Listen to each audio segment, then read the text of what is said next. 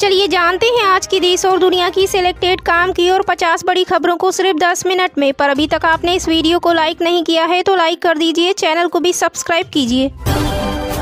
झारखंड में नीतीश करेंगे भाजपा के साथ खेला, सीट दो नहीं तो अकेले लड़ेंगे। सीएम ने संजय झा, अशोक चौधरी और खीरू महतो के साथ की बैठक। बिहार के मुख्यमंत्री नीतीश कुमार की पार्टी जनता दल यूनाइटेड ने शनिवार को कहा कि वह पड़ोसी राज्य झारखंड में भारतीय जनता पार्टी के साथ गठबंधन करके विधानसभा चुनाव लड़ना चाहती है।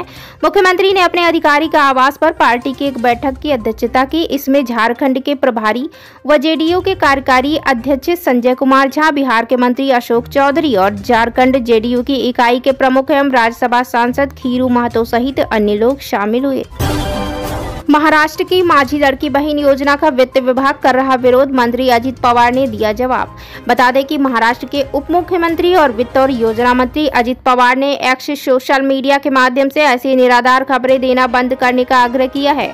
कुछ मीडिया में मुख्यमंत्री माझी लड़की बहन योजना को वित्त विभाग द्वारा विरोध होने की खबरें निराधार, वास्तविकता से परे और राजनीतिक उद्देश्य से प्रेरित है। डिप्टी सीएम अजित पवार ने आग्रह किया कि मुख्यमंत्री माझी लड़की बहन योजना की सफलता के लिए अधिक से अधिक बहनों को शामिल करने के लिए सभी प्रयास करना चाहिए। साथ ही उन्होंने कहा कि विरोध की खबरों पर विश्वास नहीं करना चाहिए। सीएम सुक्खू ने नीति आयोग की बैठक का किया बहिष्कार, भाजपा नेताओं ने लिया आड़े हाथ। नई दिल्ली में नीति आयोग की 9वीं गवर्निंग काउंसिल की बैठक प्रधानमंत्री नरेंद्र मोदी की अध्यक्षता में शुरू हो गई। हिमाचल प्रदेश के मुख्यमंत्री सुखविंदर सिंह सुक्खू इस बैठक में शामिल नहीं हुए हैं।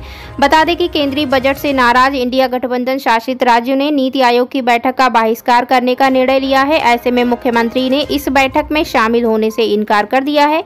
वहीं मुख्यमंत्री के इस बैठक में शामिल नहीं होने पर नेता प्रतिपक्ष जयराम ठाकुर, पूर्व केंद्रीय मंत्री अनुराग ठाकुर और प्रदेश भाजपा अध्यक्ष डॉक्टर राजीव बिंदल ने इसे दुर्भाग्यपूर्ण बताया है।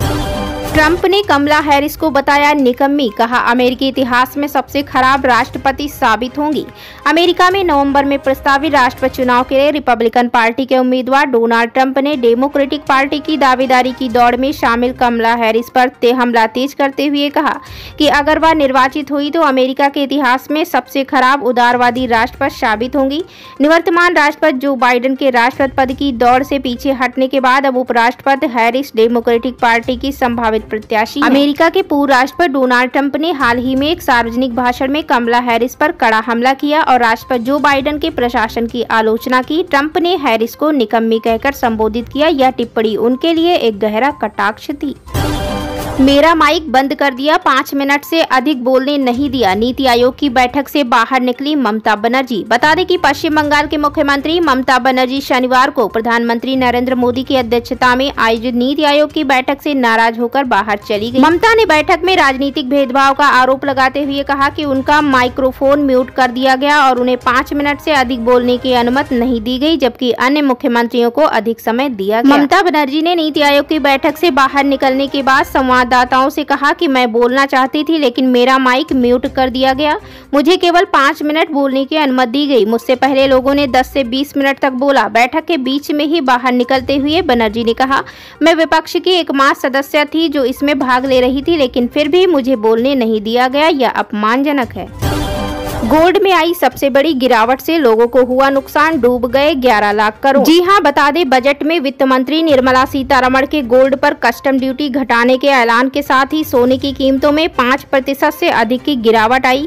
इससे देश के आम लोगों की बचत की वैल्यू में करीब 11 लाख करोड़ रुपए की गिरावट आई है। अगर इसकी तुलना शेयर बाजार से करें तो यह स्टॉक मार्केट के इतिहास में एक दिन में आई अब तक की 6ठी सबसे बड़ी गिरावट है। इस गिरावट का सीधा असर देश के लाखों परिवारों पर पड़ रहा है। ऐसा इसलिए क्योंकि सोना रखने वाले परिवारों की संख्या शेयर बाजार में निवेश करने वालों की तुलना में कहीं ज्यादा है। बजट पेश होने से ठीक एक दिन पहले देश में सोने के दाम 75,200 रुपए प्रति 10 ग्राम पर थे, जबकि बजट पेश होने के बाद 23 जुलाई को इसकी कीमत 71,200 रुपए प्रति 10 ग्राम तक पहुंच गई। अगर इसकी तुलना शेयर मार्केट से की जाए तो एक ही दिन में सोने की कीमतों में गिरावट से इन्वेस्टर्स को 1 लाख करोड़ रुपए से ज्यादा का नुकसान हुआ है।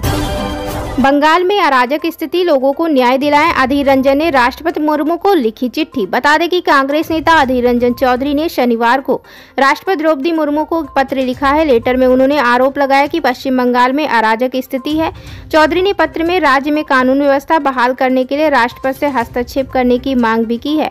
पत्र में कांग्रेस नेता ने इस साल के आम चुनाव के दौरान चुनाव संबंधी हिंसा और पार्टी कार्यकर्ताओं पर कथित हमलों का उल्लेख किया। पश्चिम बंगाल प्रदेश कमेटी के अध्यक्ष अधीर रंजन चौधरी ने 2 पन्नों के पत्र में लिखा, मैं पश्चिम बंगाल में सार्वजनिक जीवन में शिष्टाचार और कानून व्यवस्था बहाल करने के लिए आपके हस्तक्षेप की मांग करता हूं।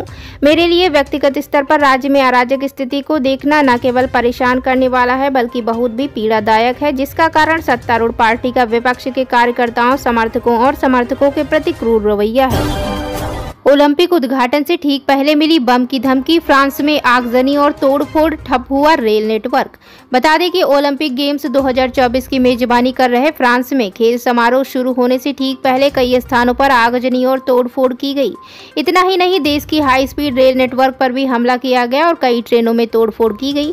वहीं फ्रैंको स्विस हवाई अड्डे पर बम की धमकी मिलने के बाद भी हड़कंप मच गया। देश भर में मची इस अफरा तफरी से करीब 8 लाख यात्री प्रभावित हुए हैं।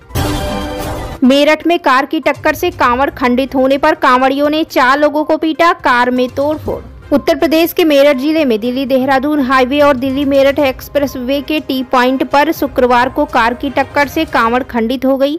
इससे गुस्साए कांवड़ियों ने कार सवार 4 लोगों की जमकर पिटाई की, कार में तोड़फोड़ भी की। मौके पर पहुंचे पुलिस अधिकारियों ने कांवड़ियों को शांत कराया और उनको अपनी गाड़ी में हरिद्वार फिर से गंगा जल लाने के लिए भेजा। बता दें कि कांवड़ियों की पिटाई से कार सवारों के कपड़े भी फट गए। इसके बाद 3 लोग अपनी जान बचाकर वहां से भाग गए, जबकि एक व्यक्ति कांवड़ियों की पकड़ में आ गया, उसकी बुरी तरह से पिटाई की गई। अब सफर के दौरान टोल नहीं बनेगा बाधा, ऑटोमेटिक कटेगा टैक्स, नितिन गडकरी ने दिया बड़ा अपडेट।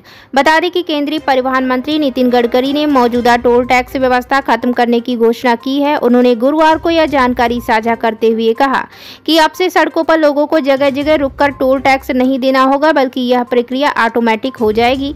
केंद्रीय परिवहन मंत्री ने कहा कि अब निकास के समय किलोमीटर के हिसाब से नए सिस्टम से स्वतः टैक्स कट जाएगा।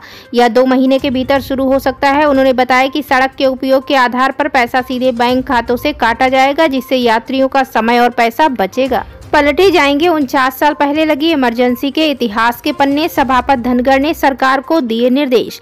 बता दें कि सदन की कार्रवाई के दौरान उपराष्ट्रपति व राज्यसभा के सभापति जगदीप धनखड़ ने उस रिपोर्ट को सदन के पटल पर रखने को कहा है, जिसमें पूर्व पीएम इंदिरा गांधी ने 25 व 26 जून 1975 की रात इमरजेंसी लगाने का निर्णय के बाद हालात को रिपोर्ट केंद्र को सौंपी गई। संविधान हत्या दिवस के केंद्र के निर्णय पर दिल्ली हाई कोर्ट के हस्तक्षेप के इनकार के बाद सदन में एक बार फिर पूर्व की कांग्रेस सरकार के कार्यालय में लगी इमरजेंसी का मामला गरमाने जा रहा है। शुक्रवार को सदन की कार्यवाही के दौरान राज्यसभा के सभापति जगदीप धनखड़ ने केंद्र को एक निर्देश दिया, जिसमें उन्होंने इमरजेंसी से पहले तत्कालीन इंदिरा सरकार को भेजी गई शाह कमेटी की रिपोर्ट सदन के पटल पर रखने को कहा है। बता दें कि तत्कालीन प्रधानमंत्री इंदिरा गांधी द्वारा लगाए गए आपातकाल की ज्यादतियों की जाँच के लिए भारत सरकार द्वारा शाह आयोग की नियुक्ति की गई थी। ऐसे में धनखड़ ने कहा, रिपोर्ट भारतीय लोकतंत्र के सबसे काले दौर से संबंधित है। सरकार को प्रामाणिक रिपोर्ट की जांच करनी चाहिए और इसे सदन के पटल पर रखना चाहिए। दुकानों पर नेम प्लेट वाला आदेश क्यों लाए, योगी सरकार ने सुप्रीम कोर्ट को बता दी असल वजह। बता दें कि यूपी में कांवड़ यात्रा रूट पर मौजूद ढाबों दुकानों के नेम प्लेट विवाद पर योगी सरकार का जवाब आ गया है। नेम प्लेट विवाद पर योगी सरकार ने सुप्रीम कोर्ट में अपना जवाब दाखिल किया है। यूपी सरकार ने अपने फैसले का बचाव किया है और नेम प्लेट विवाद में दायर याचिकाओं का विरोध किया है। उत्तर प्रदेश सरकार ने सुप्रीम कोर्ट में साफ कह दिया है कि लोगों की धार्मिक भावनाओं की रक्षा करने को वह प्रतिबद्ध हैं। सरकार ने कहा कि कांवड़ियों की धार्मिक भावना का ख्याल रखते हुए यह फैसला लिया गया। कांवड़ियों के साथ कुछ गलत न हो, इसलिए यह फैसला लिया गया। बता दें कि सुप्रीम कोर्ट में दाखिल अपने जवाब में उत्तर प्रदेश सरकार का कहना है कि नेम प्लेट वाला आदेश शांतिपूर्ण कांवड़ यात्रा के संचालन के लिए था। नेम प्लेट वाली प्रेस विज्ञप्ति पूरी तरह से कांवड़ यात्रा के शांतिपूर्ण समापन को सुनिश्चित करने के हित में जारी की गई। 1 रैंक 1 पेंशन पर कारगिल विजय दिवस पर पीएम मोदी ने कर दिया बड़ा ऐलान। पाकिस्तान। बता दें, प्रधानमंत्री नरेंद्र मोदी ने 1999 के कारगिल युद्ध में पाकिस्तान पर भारत की जीत की 25वीं वर्षगांठ के मौके पर शुक्रवार यानी 26 जुलाई को द्रास में इस युद्ध के शहीदों को श्रद्धांजलि दी। इस मौके पर पीएम मोदी ने सेना की वन रैंक वन पेंशन योजना को लेकर बड़ी बात कही। पीएम ने कहा कि सच्चाई ये है कि ये लोग देश के युवाओं को गुमराह कर रहे हैं। पीएम मोदी ने विपक्ष पर तंज कसते हुए कहा कि जो लोग देश के युवाओं को गुमराह कर रहे हैं उनका इतिहास गवाह है कि उन्हें सैनिकों की कोई परवाह नहीं है। ये वही लोग हैं जिन्होंने 500 करोड़ की मामूली रकम दिखाकर OROP पर झूठ बोला। ये हमारी सरकार है जिसमें वन रैंक वन पेंशन को लागू किया। पूर्व सैनिकों को 1.25 लाख करोड़ रुपए से ज्यादा दिए गए। तो दोस्तों, ये थी आज की 10 फटाफट बड़ी खबरें। अगर आपको न्यूज पसंद आई हो तो वीडियो को लाइक और शेयर जरूर करें। धन्यवाद।